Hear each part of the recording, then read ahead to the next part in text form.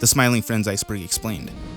Charlie was accused. In the episode Schmalugals in Season 3, where Charlie and Pim are sent to help them out, but then Pim is kidnapped by an evil wizard insecure about his balding head, Charlie is left with the Schmalugals, who he finds obnoxious. They are tasked to save Pim and get roided up. At the end, after saving Pim and making good with the wizard while eating at a Wawa, Charlie is accused by the king of taking an inappropriate updress picture of Princess Schmalugal when they were all running up the castle, though Charlie quickly debunks this allegation by showing that his pockets are empty and that he left his phone at the office, a reference to the false allegations made in real life. This clip went viral on TikTok, where people claimed that Charlie may have actually had his phone, as they say that in that accusation scene, he sticks it into his hoodie pocket really quickly before showing his hands. This, of course, was just part of the animation, not proving he actually had his phone on him. People would also go on to use AI to create memes of him actually taking the inappropriate pic of Princess Schmalugal as they rushed up the castle, making Charlie look like a creep.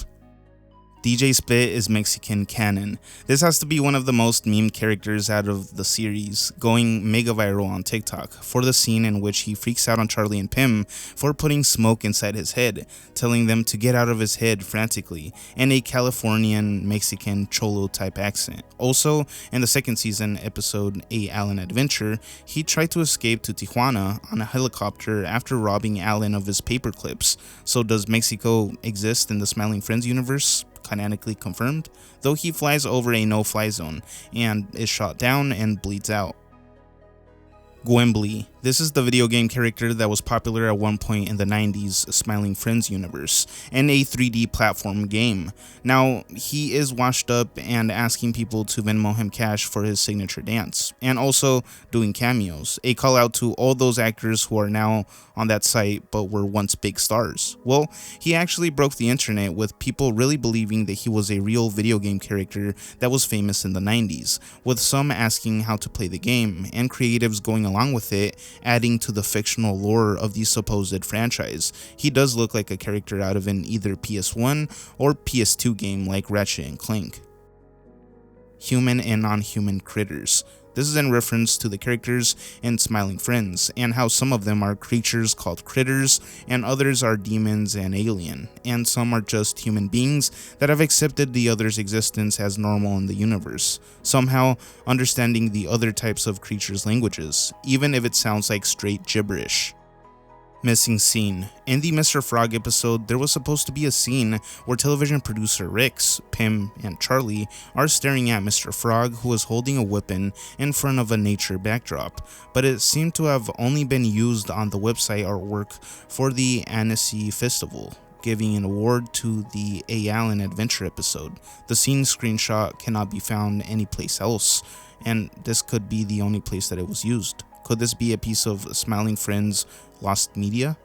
Critters are an oppressed class. In the last episode of Season 3, we come to find Glip's backstory and his entire lore, and how he was persecuted in England when they were hunting down witches, and they thought that he was like some sort of strange animal and wanted to take his life by burning him, specifically for doing something pretty normal nowadays, for turning milk into yogurt.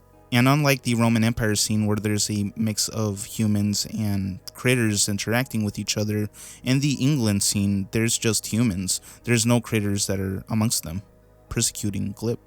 Moving on to the next scene where he is talking amongst the United States founding fathers, he's also neglected and kind of ignored and pushed to the side, and when he speaks, he basically kills the entire vibe of the founding fathers, and they go away, and it seems that Ben is the only friend of his amongst the group, with no other critters in sight, leading some to speculate and theorize that maybe critters were an oppressed group during this brief period in time. Even at the end of the reminiscing scene, he's completely misunderstood by the people around him. The only guy that was able to understand him was the guy with the glasses, saying that he basically felt that he didn't fit in anywhere. Parallels to real-life war. In the floating guys fighting over a piece of meat scene where Alan wants to change the channel, he states, "I want to watch the updates on the war," meaning there is a real-life war going on in the universe. Even in the episode Mr. President, we find out that Mr. Blingo, president of Blingoston, was wiping an entire race of people off planet Earth, parallels to the atrocities we are currently seeing on the world stage. The April Fool's episode. I remember first watching the Brazil trip episode without any context and thinking it was just a lazy final episode for season 1 so the animators could get a break. Come to find out that it was supposed to be an April Fool's Day entry in the series. It makes sense. All they do is argue at the airport after Pim forgets to book the group's hotel, and then after not finding anything available and just sitting for minutes on end, they just decide to go back home. SpongeBob Easter egg. When showing us the last US president of the universe named Pinhead, there's a picture shown of what looks like Patrick Star in that one meme where he states, "Who are you calling Pinhead?" Most likely a reference to that episode. Glip is a Gen Z ultimate brain rotter. This is in reference to the season 3 episode 8 entry of the series titled The Glip Ep, where there's a shot depicting Glip on his tablet chilling on his beanbag chair as he always is, watching straight brain rot, with Subway Surfers in the background and everything, as well as exposing him as a mager stock trader. Chris Chan inspection. In the scene in which an old critter comes to inspect the Smiling Friends office, Mr. Boss pulls Alan to the side and reenacts the Chris Chan video in which he is warned about the videos he's posted online and how it could lead to an inspection that could make them homeless, kinda like Mr. Boss freaking out about losing the Smiling Friends HQ. Shut that goddamn thing off! Get all that stuff off of there! Do you realize something? Let me tell you, the health department of Greene County sees those videos that you put on the damn internet. They could condemn our house and we would have to move out of it. Do you realize if we fail this inspection, we could lose our office and we'd have to move out of it? The Cool Autistic Gamer 774 is a YouTube channel most likely owned by one of the creators of Smiling Friends, but not exactly sure, that posts Smiling Friends clips with alternate endings and changes, like adding the character of Cool Autistic Gamer to the Smiling Friends universe itself, interacting with Pim, Charlie, and the whole cast, sounding exactly the same as in the show. It has to be someone from their crew posting them, or the account is Great AI, or just someone with really good voice talent. Clothes. Psychic Pebbles has explained that the critter-like characters in Smiling Friends don't naturally wear clothes at all, and in their world, they're perfectly comfortable being barely dressed or even completely unclothed. The only reason some of them put on outfits is to blend in with humans, especially when they're dealing with clients or appearing in public. That's why Pim and Charlie, who serve as the face of the company and interact with people every day, always show up fully dressed and looking presentable, quote-unquote, by human standards, even though this isn't their natural state. Meanwhile, characters like Alan and Glip work mostly inside the Smiling Friends office, away from the public eye, so they're allowed to wear much more revealing, relaxed, or minimal clothing without anyone questioning it. In other words, the clothing norms in Smiling Friends aren't random. They reflect how each character balances their natural critter identity with the expectations of humans and the world they operate in. GrimblowArtShow.com is the name of a video posted by Psychic Pebbles. In the efforts to promote this site, a strange and intriguing animation was made depicting a character that looks like Mr. Boss, breastfeeding a purple creature. It later inspired this scene in the pilot of the series. Pim is not loved. We have seen throughout the series that Pim is often put down for being bright and positive, often ignored by others and taken for granted, and even left out of the Smiling Friends work group chat as seen in season 3, something that would totally happen in the real world. It also explains why he didn't end up booking the hotel for the Brazil trip in the last episode of season 1. Also, there was a Key and Peele reference that plays on this, where Charlie clearly steals Pim's idea to get pizza right in front of him, and everyone praising him for his unique idea that Pim was suggesting the entire time but ignored, similar to the "I wish I was high on pot" news joke in this infamous Key and Peele sketch, where Key steals Peele's joke in math class, making the entire class laugh. Critter Anatomy. In the opening episode of season 3, when Silly Samuel is taken to the doctor to see if his body parts can be taken off to make him look less goofy, the insides of critters is revealed, seen on the Critter Anatomy poster, showing intestines going from the brain all the way down to the bowels, and in the crotch area there is a question mark, meaning that they aren't exactly sure what that part is in the Smiling Friends universe medical knowledge, though in the pilot episode of the series there is a hyper-realistic version of Charlie just depressed sitting there on a chair rotting, and online the full version was shown and it contained a sneak peek of Pim's private part. Also, Charlie's ding dong was also revealed after being brought back to life by God, getting uncomfy when Pym tries to hug him, though it's never fully revealed, meaning canonically they don't truly have a thingy confirmed or something. Glip lived through historical events. In Season 3, it is revealed that Glip has lived through significant historical events, like the collapse of Roman society, to the England witch burnings. He has seen it all in his life at 1,000 plus years old. His dance is actually the reason why Rome fell. It was so cringe-inducing that it caused Rome's emperor to jump to his end. Also, during the witch burnings, he coughs on one of the civilians and starts the Black Plague. He was also amongst the United States of America's founding fathers, being good friends with Benjamin Franklin, as we previously discussed. The AI episode. There was an episode in 2023 that aired on Adult Swim in efforts to comply with their mandatory April Fool's jokes that was transformed by AI for about a minute. It was total nightmare fuel, as the audio was also distorted. Charlie is secretly MAGA? In the episode Mr. President in Season 2, Charlie and Pym are tasked to help the president keep his position as sitting president, though Charlie admits that he actually likes and would support the opposition if things were different, the opposition being Mr. Frog. This episode parallels the second term win that Trump had against Biden, with Mr. Frog being a mild reference to Trump and President Jimble being loosely based off of President Biden. Charlie's lock screen also reveals his stance, with a photo of Mr. Frog surviving an attempt on his life that parallels Donald Trump's viral photo of him raising his fist up after being scraped by a bullet in 2024, a now popular image used by MAGA Republicans. This also aligns with what we already know of Charlie and his specific American Christian outlook. Assassin Theory. In the episode Mole Man, Pym and Charlie watch a news segment with the puppet version of conspiracy theorist Jesse Ventura.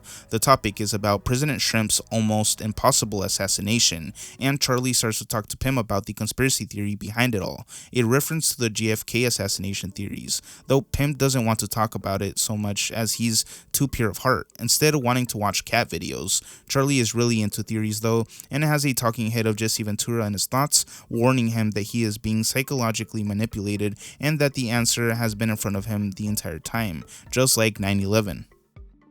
Pym unhinged. In Season 3, Pym is finally let out his personality cage, breaking his soft boy persona and finally emotionally letting go. After being disregarded and chased by inner demons, he starts attacking the evil version of his friends and brutally killing them, even drowning an innocent janitor in the building, a very bizarre and disturbing contrast to his long-known bubbly personality, though it turns out in the end of the episode to be a prediction by a witch, leaving it on a cliffhanger if it's actually canon or not. Controlled media. The news and media depicted in the Smiling Friends universe is shown to be very much like ours, hectic attention-grabbing slop, but also tries to show how biased it can all be, with the talking mouth figures in the presidential debate scene clearly showing favoritism in one candidate over the other, with President Jimble getting praised for doing the bare minimum, and Mr. Frog only given 1 second to speak and slanted questions, showing how media can alienate one side of the political aisle and praise the other, though this is shown to not work at all in big media's favor, as Mr. Frog wins by one singular vote by Glip due to a technicality. Mr. Boss Political Extremist. At the end of that presidential episode, Mr. Boss states that if his presidential pick doesn't win, he will use his Second Amendment and do something bad, a reference to the chaos that is currently going on in American politics, where political extremism is regularly taking place, and Mr. Boss embodies that persona of the slightly unhinged political person.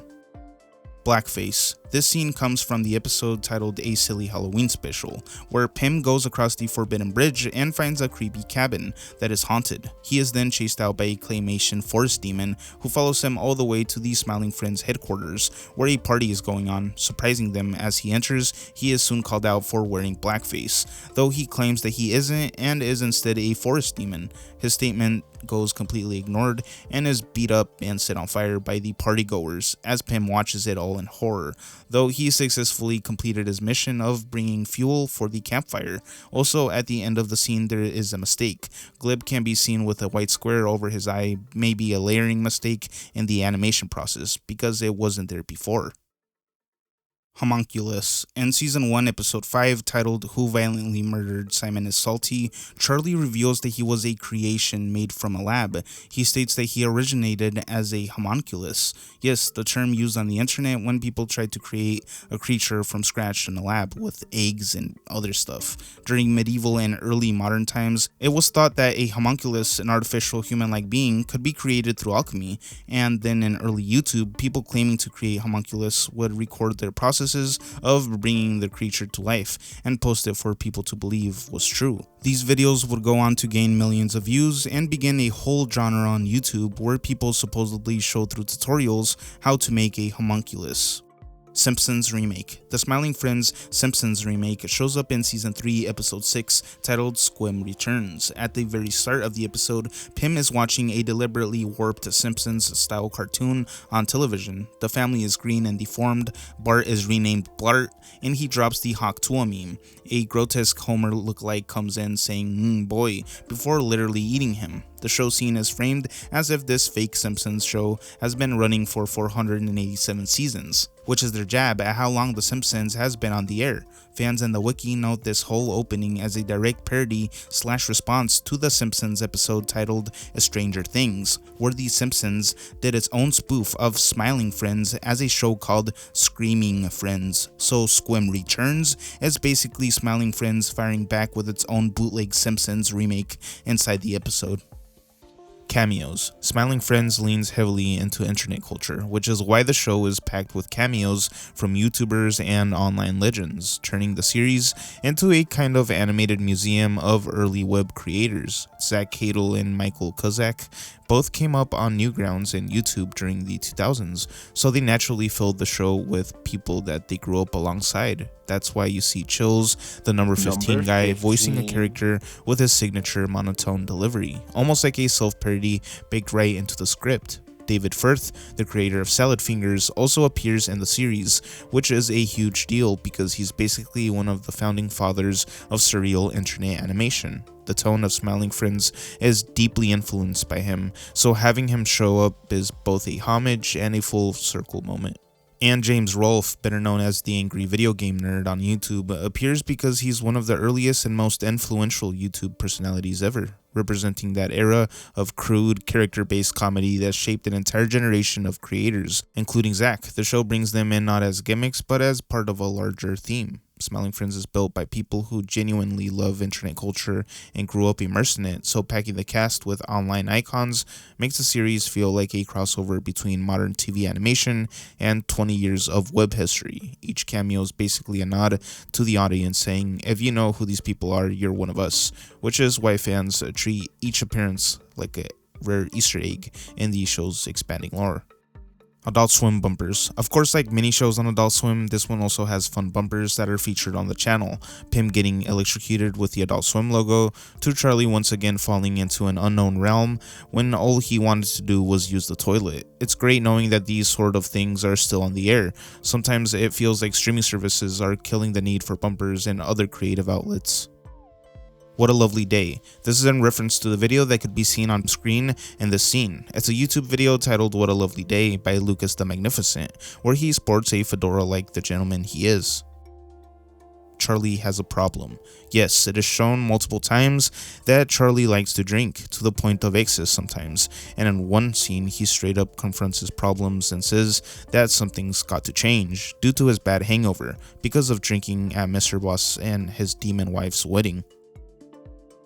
Pim meets his match. This one's talking about the Season 3 episode titled Squim Returns, where the character Squim is introduced and presented as the first smiling friend that was hired to the company. Squim himself is animated as a homage to 1990s TV cartoons like Tiny Toons Adventures and Animaniacs. Big rubbery expressions, super bouncy poses, and a more detailed traditional Saturday morning look than the regular cast. Squim has a lot more in common with Pim at first, as he's extremely positive and upbeat, until it's revealed that he takes it to a whole nother toxic level, to the point that it gets on Pim's nerves because he's too positive, even for him. Early designs. The early designs of the main characters aren't too different to what they ended up being, with Pym starting off at first as more thumb looking, then gradually getting a more round head design. His pupils ended up getting that unique scribble design as well in the end. As for Charlie's, it didn't really change much at all from what it started off as. He was most likely a direct revelation from God. Pen to paper first try perfect. As for Alan, he had a more slimmer look, and Glip got more detailed as time went on. Glip is the co-founder of Smiling Friends. In the last episode of Season 3, it is revealed that Glip was the co-founder of Smiling Friends, making Mr. Boss smile for the first time in a while since he lost everything in a market crash, giving him the business idea that would become the Smiling Friends company. Meep. This is the word used everywhere in the universe, from products like Dr. Meep, street names, all the way to their version of Uber Eats called Meep Eats, as well as Meepos.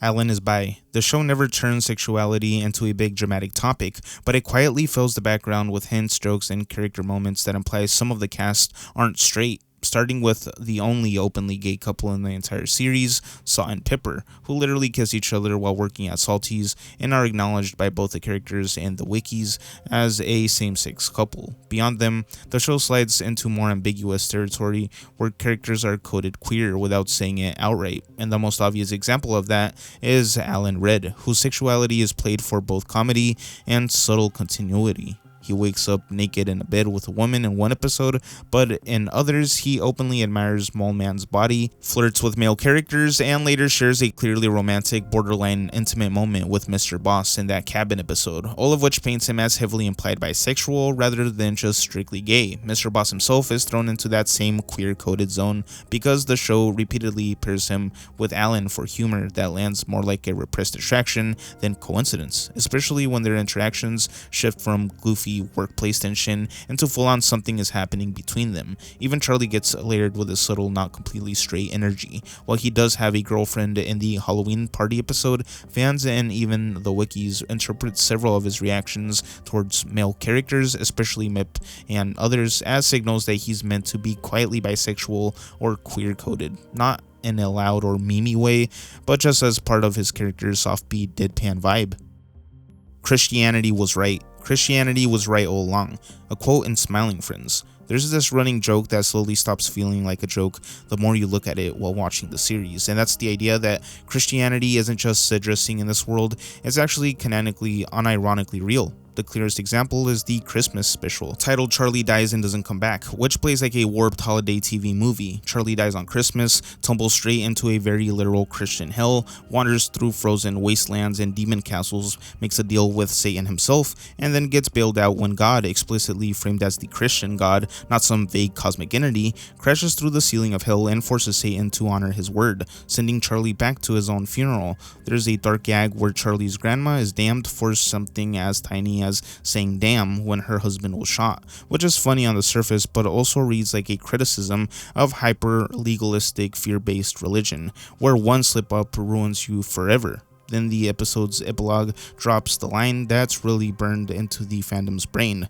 An older Glip reads this story like a Christmas tale to his grandson. The kid asks if any of it was real, and Glip just calmly says that hell is actually real and Christianity was right all along, apologizing almost like he's breaking bad news to the audience. So you're not just dealing with a show that uses angels and demons as edgy flavor, you're in a universe where the writers go out of their way to stay in plain language that the Christian framework is the one that won in this Smiling Friends universe. Once you notice that, Charlie himself starts to read like an intentionally Christian character. He wears what looks like a cross necklace in some shots. He panics and starts reciting the Lord's Prayer when confronted with terrifying supernatural stuff, and he casually references the Ten Commandments as a moral boundary he won't cross, which is a very specific set of references if the show was going for more generic spirituality. Jared from Subway. He shows up in Season 2, Episode 5, titled Brother's Egg. In that episode, Mr. Boss pretends their new client is Jared Fogle, Jared from Subway, as a messed up prank, before revealing it's actually Glip in a costume. Allegations of Fogle having inappropriate relations with minors began in 2007, but did not gain traction until 2015, when the FBI uncovered that he received CSAM from an associate. He pleaded guilty and was sentenced to 15 years and 8 months in federal prison. As of 2025, he remains remains incarcerated at the Federal Correctional Institution Inglewood, further proving that Glip is just an edgy brain rot internet addict. Charlie has a heart condition. This is known in Season 2, The Boss Finds Love. When Charlie goes in to give Mr. Boss a kiss, Mr. Boss demonically jump scares him, causing Charlie to be taken aback and claim he has a heart condition and has a pacemaker, saying he doesn't play around about his heart and stuff, meaning that even after Charlie was brought back to life by God himself, God still chose to rebuild him with his heart condition. Charlie's hidden uncle. Throughout the show, there's a running gag about Charlie supposedly having a strange uncle, though he is never shown. We know that he has interesting hobbies, including drunk driving and then paying off the family of his accidents, and loves the weird side of YouTube, owning an I Feel Fantastic type of mannequin that Charlie takes care of for him while he's in the hospital. DJ Spit's pubes. So at one point in the animation process, DJ Spit had pubes apparently sticking out of his pants, but they had to be removed due to broadcasting rules frame by frame. Zach even said they would credit the guy that had to do it as pube remover in the end, but it was too late. I think it would have fit the character perfectly and is really not that bad. I don't know. What do you guys think? Flat Earth is canon. In the second season episode Charlie, Pym, and Bill vs. the Alien, after escaping on an alien ship and heading back to Earth, Charlie and Pym find out that the Flat Earthers were actually right all along, and that a glass dome does in fact exist, making it canon to the Smiling Friends universe. Although at some point in the episode where Charlie is saved by God himself and is lifted away from Earth, there is a shot showing their Earth actually being round. Rick and Morty merch phenomenon. This entry is about how now instead of all the smoke shops and dispensaries having Rick and Morty themed rolling trays, bongs, and other little knickknacks, they will instead have Smiling Friends branded everywhere on everything. So Smiling Friends basically is the new Rick and Morty meta stoner friendly type characters. They even had themed the ZA packaging of Rick and Morty. Imagine all the crazy merch they could produce of all Smiling Friends characters. They could get very creative. Imagine smoking out of an Alan themed bong. Is Smiling Friends a charity? Smiling Friends is officially a company, not a charity, but the joke is that it acts like a weird mix of both. Canonically, it's a business. The show frames Smiling Friends Inc. as an actual for-profit company with employees, a boss, a main office, and assigned tasks. They work, they take calls, handle clients, log cases, and just do regular shifts like any customer service business. Even though it's a company, the mission, bring happiness to people who need help, sounds like something a charity would do, but instead of doing it out of pure compassion, Smiling Friends treats it like a regular contracted work. They take requests, complete jobs, get paid, which is implied, and move on to the next call. Zach Hadel describes Smiling Friends as a crappy, low-budget startup that somehow has the responsibility of making people smile, which creates the contrast between its corporate structure and its extremely emotional job. Perry Caravello. Perry Caravello is a cult figure comedian best known for the infamous 2003 public access disaster movie Windy City Heat, where he starred as Stone Fury, without realizing the entire production around him was an elaborate prank orchestrated by comedians Don Barris, Tony Barberi, and executive producer including Jimmy Kimmel and Adam Carolla, launching a decades-long tradition of trolling Perry in increasingly absurd ways. His entire persona online revolves around him being extremely reactive, paranoid, and easily agitated, which led to a huge fandom dedicated to messing with him on live streams, cameos, and in public events, turning him into a kind of eternal bit, which he's always convinced he's in danger, being scammed, or being recruited for impossible jobs. This cultural status is exactly why Perry appears in Smiling Friends. Zach Hadel and Michael Cusack are huge fans of surreal internet comedy and grew up watching Windy City Heat, so they included Perry as a meta cameo, not as a random reference, but as a nod to the legendary trolling surrounding him, acknowledging him as a tragic, hilarious, and strangely iconic figure in niche online culture. The cameo plays into his chaotic reputation. Perry's real-life reactions and meltdowns have become so legendary that he's often referenced by creators who love absurdist humor, and his association with Jimmy Kimmel comes from Jimmy being one of the original builders of the Perry universe, where the entire joke is that Perry constantly believes he's wronged or sabotaged even when he's the star of the bit. Puppets episodes. On April 1st, 2024, Adult Swim advertised that Smiling Friends Season 2 was going to premiere, and instead they aired 3 Season 1 episodes completely remade with puppets: Mr. Frog, Shrimp's Odyssey, and Charlie Dies and Doesn't Come Back, all done in different styles of live-action puppetry. These weren't new stories, they were shot-for-shot recreations of the original, but with puppets standing in for the characters, which made the whole thing feel like a weird bootleg theater adaptation of a show everyone already knew. This puppet block was the official Adult Swim April Fool's stunt for 2024, and after the puppet remakes finished, they sneak premiered the real Season 2 opener, so the puppets acted as both a prank and a hype vehicle for the new season. The puppets vids were later uploaded individually on Adult Swim's YouTube channel, labeled as Smiling Friends Puppet Version. Polybius. This was the name of an alleged arcade game in the 80s, making a cameo in a Smiling Friends universe amusement park in the pilot. The legend of Polybius is that in 1981, in a few dingy arcades around Portland, Oregon, a strange new cabinet appeared, a plain black machine with a glowing title, supposedly made by a mysterious German-sounding company. According to the story, the game's screen was filled with harsh geometric patterns, rapid flashes, and hypnotic maze-like gameplay that felt unlike anything else in the golden age of arcades. Players reported headaches, nausea, and an eerie compulsion. Then these side effects got darker: seizures, amnesia, insomnia, night terrors, even suicidal thoughts, and rumors of at least one kid collapsing or dying after playing. As if the game itself was some kind of weaponized psychedelic experiment. Shadowy men in black were said to visit the arcade at odd hours, opening only the Polybius machine, writing down data from the counters and high scores, but never collecting the coins, fueling theories that the cabinet was part of a classified government mind control project linked to Cold War programs. After just a few weeks, the legend says, every Polybius cabinet vanished overnight without a trace. When historians and journalists actually went looking for it, they found no physical evidence that the original game ever existed. Of course, the name is changed to Dave BS in the series, conforming to the place that it's at, Daveland, but does that mean that in the Smiling Friends universe there's a government or secret agency that tries to do secret experiments on the public and critters, part of the greater Worm Illuminati society as revealed in the Mr. President episode? Cool 3D World. This is in reference to that program on the television in The Office that Alan doesn't like to watch, where two men are fighting for a piece of meat. Well, that creation came from an IRL YouTube channel named Cool 3D World, where you can find the most strangest 3D animations of human beings moving in unnatural ways. Charlie was supposed to vape. Yeah, apparently in the episode where Charlie goes to visit Satan himself, Satan is seen vaping, and it was supposed to parallel what Charlie was doing in his life and show him his sinful ways. But Charlie's vaping habit had to be cut out for promoting vaping, and instead it got replaced with energy drinks or whatever this is. As for Satan's vape, he got away with it because of the red smoke instead of the white smoke, so I guess that makes it more unrealistic. Adult Swim had to cut it out because at the time, they had partnered with an anti-vaping campaign. BJ joke. And Who Violently Murdered Simon S. Salty, Mustard, was originally supposed to give Simon S. Salty an impossibly fast blowjob off screen, but the joke was cut for being too lewd. The joke was reused for Charlie Dies and Doesn't Come Back, where Charlie's grandma is shown sucking on a lollipop in a similar manner.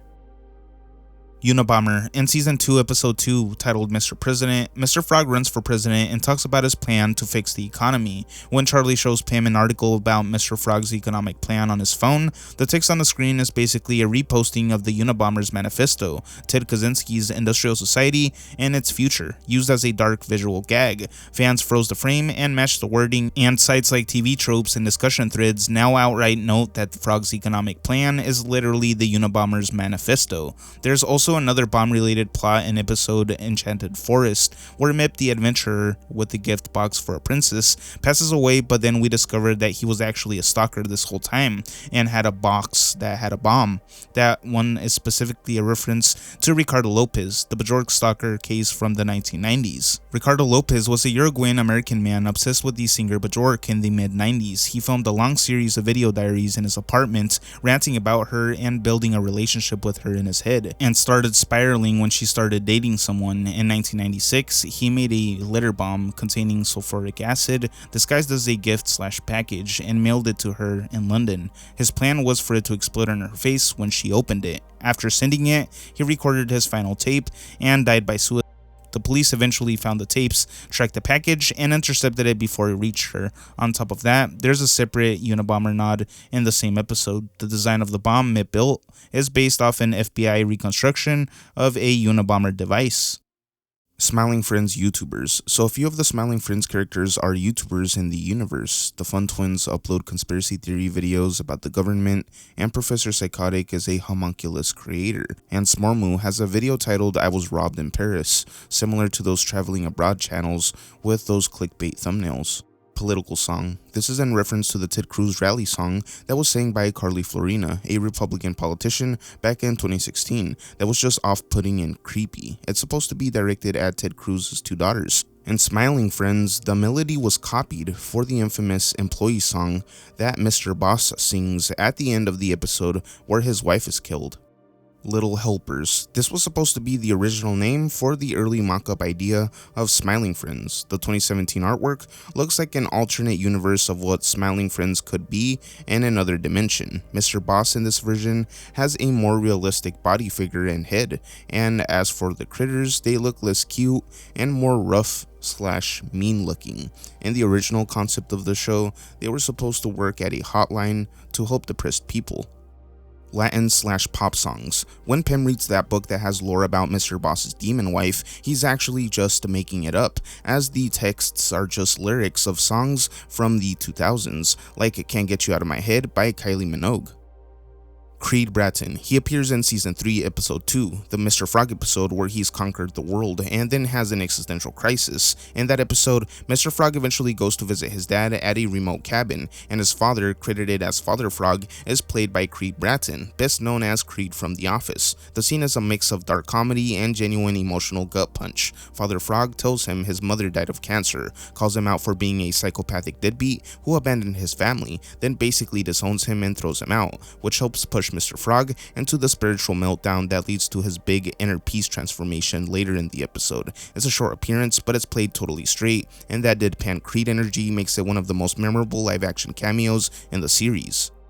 Pyramid Head. Surprisingly, Silent Hill 2's Pyramid Head makes a brief cameo in the scariest episode of the series, Curse of the Green Halloween Witch, jump scaring Pim as he's running away. Does this make him canon in the universe? I mean, it makes sense. They play old PS2 games. Smiling Friends family members unseen. Though we still haven't got to see Charlie's uncle, in the last episode of Season 3 titled The Glip-Ip, Mr. Boss invites some of the family members and girlfriends to the Christmas dinner. Finally getting to see what Alan's dad looks like, he's sporting a goatee. We see where his personality came from pretty clearly. We're also introduced to one of Pim's siblings, who is now all grown up from the pilot of the series, and he likes to trade crypto apparently. And Zoe, Charlie's girlfriend, also makes an appearance. A certain group of people. In the end of that same exact episode, a narrator closes the event and explains how Glib finally figured out where he belonged and how everyone can get along with each other except with a certain group of people. Charlie asks the narrator what he meant by it, and the two begin to argue over it, with the narrator saying it was just a joke and how the line was meant to be a sort of thought experiment, while Charlie tries to get him to say what he was thinking. Alan also comes for Charlie's defense and asks who he even is, with Charlie asking how he got in since it's a private event. The episode ends with the narrator not giving an answer, a play on the whole old-timey narrator cliche, with a risky joke type twist. King Yellow reference. In Season 3 Episode 6, titled Squim Returns, there seems to be a reference to the famous interview where King Yellow says that King Von is the devil, and says it very closely to what DJ Spit sounded like when he was talking to Charlie and saying, "The devil, man, the devil." I don't know if this was done on purpose or is just a simple coincidence, but they do sound alike. And also, this was a very popular clip that went viral on TikTok. And knowing how the creators of Smiling Friends always like to reference internet pop culture, it kind of makes sense. Missing episodes 9 and 10. There were supposed to be apparently 10 episodes in Season 3, but 9 and 10 didn't come out, or at least they were hinted at coming out at one point. One of Smiling Friends producers, Hans Van Harken, said that Season 3 has 10 episodes and the title for the first 8 have been released, insinuating that there's a total of 10 episodes and there's 2 more to go, although official sources say that the Glip-Ip is the season finale. And on the German version of the Warner Brothers website, there seems to be the description of both the missing episodes. Episode 9 is titled Friendbot version and then a string of numbers, and its description reads, "The smiling friends befriend a hopeful robot. What happens next will shock you." Episode 10 is titled Charlie's Uncle Dies and Doesn't Come Back, a play on the original episode about Charlie, where they finally meet the great myth of Charlie's uncle. High on Life. Yeah, Zach Hadel is in the game High on Life, but it's a pretty small cameo. He's credited as additional voices in the game's cast. The bit most people point to as his moment in the game is the dying Maple and Zephyr Paradise, that green fuzzy alien lying on the ground, giving this over-the-top, gross, drawn-out death monologue. Fans and clips label that scene as dying Maple, Zach Hadel's voice, and it matches his usual nasally strained delivery. He likely also pops up doing a few other background/extra lines here and there, but there isn't a big named character like in Smiling Friends. It's more of a little Easter egg cameo for people who recognize his voice. There's so much blood. I can see whatever that is, something poking out. I don't think that's supposed to stick out. The pop-up event incident. Adult Swim ran a Smiling Friends headquarter pop-up event in Brooklyn, New York City as a big promo for the new episodes, where they had an inflatable version of the Smiling Building. A lot of people chose to cosplay their favorite characters and stood in a long line to take a picture inside the actual Smiling Friends office alongside Charlie and Pim, and take a chance at the prize wheel, where you could get lucky and score all the Smiling Friends figurines, or end up with a themed pin or stress ball, leaving some fans angry as they stood in line for hours for so little. One person who vlogged all of it on YouTube, Joe Abala, even waited 8 hours in line from morning until nighttime for a chance to get a figurine. He ended up with just a Mr. Frog pin. Smiling Friends tax fraud theory. Smiling Friends Inc. is supposed to be this cute little company that helps people, but the more you look at it, the more it feels like some shady business that's surviving off loopholes or something. On the surface, it acts like a feel-good charity, but everything about it screams for profit. They have a boss who's obsessed with money, branding, and growth. They're clearly doing paid jobs, and yet there's never any mention of actual structure. And this could be seen in the scene where Charlie says that he wants or he needs his job and can't lose it because he's still paying off his big huge art piece of the Roman collapse. And even with all the money generated, the office looks run down, almost like it's intentionally cheap and miserable, but Mr. Boss is constantly blowing money on random ideas and pointless hires, which fits the idea that the company looks more broke on paper so it can dodge taxes while still having cash to burn. Pim and Charlie feel like the kind of employees who would be misclassified as contractors, so Boss doesn't have to deal with benefits or proper payroll, leading to the theory that Smiling Friends is basically pretending to be something like a charity or public service organization so they can write off ridiculous things as expenses. I mean, there is a whole episode where the government finally sends an auditor to go check out his building and he doesn't even comply with building safety codes. Mr. Boss is not afraid to play dirty in this capitalistic game. He will do anything to wipe out his competition, even receiving advice from the fake Mr. Peanut who claimed that he was feeding Americans peanuts with pesticides. My grandma actually passed on from eating a peanut, so I don't really mess with that kind of stuff. Saini. This is in reference to the YouTuber Saini, who recreated some scenes of Smiling Friends in an old school cartoon type style. From a Hanna-Barbera cartoon type style animation to whatever this is, it all looks great. Someone left their skin flakes on my table. This is a title to a YouTube video by YouTuber Hydraulic Beanbag, an all original 3D animation of the Smiling Friends characters Alan and Jason, Mr. Boss's 18-year-old son. These 3D recreations of the characters are super high quality, depicting Alan using a cheese grater on Jason. Even making a sequel titled You Killed Me, Pim, where Pim gives Alan something that he's allergic to, making Alan turn green. Season 3 of The Cool Autistic Gamer. So for Season 3, The Cool Autistic Gamer decided to post more videos of his spin-offs on the new Smiling Friends episodes. But this time they were more clickbait than anything, with one of them titled Smiling Friends Cookie Crumbs, where the thumbnail shows Mr. Boss and what's supposed to be Alan, but this time replaced with the Cool Autistic Gamer 774 as a scene. But when you actually watch the video, it turns out it was just a YouTube poop of Family Guy. The last video that's right now posted on the channel is Smiling Friends Schmaloogleville, where a lot of people in the comments are saying that this might be the last Autistic Gamer 774 addition to the series. The video starts off like it was a missing scene from the Schmaloogles episode, where we hear the voices of Pim and Charlie discussing about going to Schmaloogleville while sitting in a car and then taking off. That leaves the Cool Autistic Gamer to walk into the Smiling Friends building. that is now completely empty, and he watches replays of his cool autistic gamer moments in the Smiling Friends universe on the TV. After sitting on Mr. Boss's desk and just reminiscing throughout the entire building, he finally leaves and puts his hand on the door saying thank you. And then cutting to black.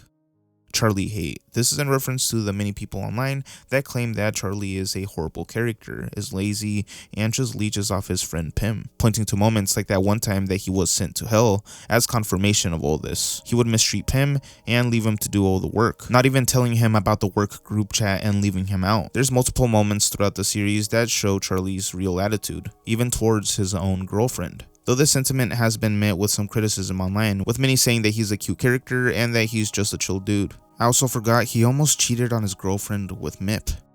The original Mr. Boss was replaced. In the episode 3 from season 3, titled Mole Man, there appears to be a skeleton when panning to the ground, resembling Mr. Boss. We do know as a fact that he did hire cheap laborers from the Enchanted Forest in the construction of the Smiling Friends HQ. The Enchanted Forest cheap laborers probably took the life of the original Mr. Boss and replaced him with some sort of copy, maybe explaining that one Forest Demon episode where Pim is warned by Mr. Boss directly to not go into the Enchanted Forest.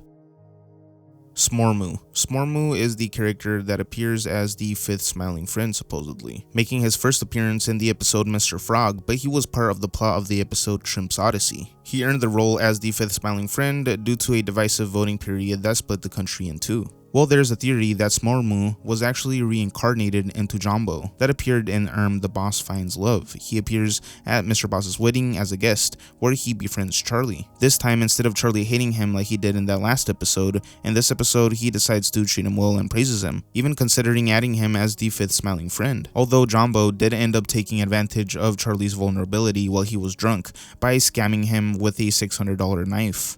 That didn't end up working. Also, he had his hands in his pants during the wedding. The theory is that since Charlie has been known to be prone to violence, he most likely took Smormu's life, as he was clearly annoyed by his presence in that one episode, and they were forced to use the magical red crystal to bring him back to life, but this time looking slightly different and named Jumbo. Squim 911. This is in reference to the season 3 episode titled Squim Returns, where it's revealed that Squim was one of the first Smiling Friends employees, and that he was retired back in 2001, with many people theorizing that he wasn't actually retired, but that he was fired because of being too positive and upbeat in his reaction to 9/11. His defect being that he's way too positive that it's toxic. Smiling Friends game. There was an image making its rounds online showing the Smiling Friends as a game on the DS, and many people started to believe it, thinking that this was actually a game in the development, with even a song coming out titled Oogly Goo, but this isn't the case and it was all fan-made. Though fans in the comments of these videos are role-playing as if this game actually did exist in their childhood and they grew up playing it, with a comment reading, "I still wish that Gwembly would have made a playable appearance." The Smiling Friends as a video game does sound like a good idea though, and would be really interesting.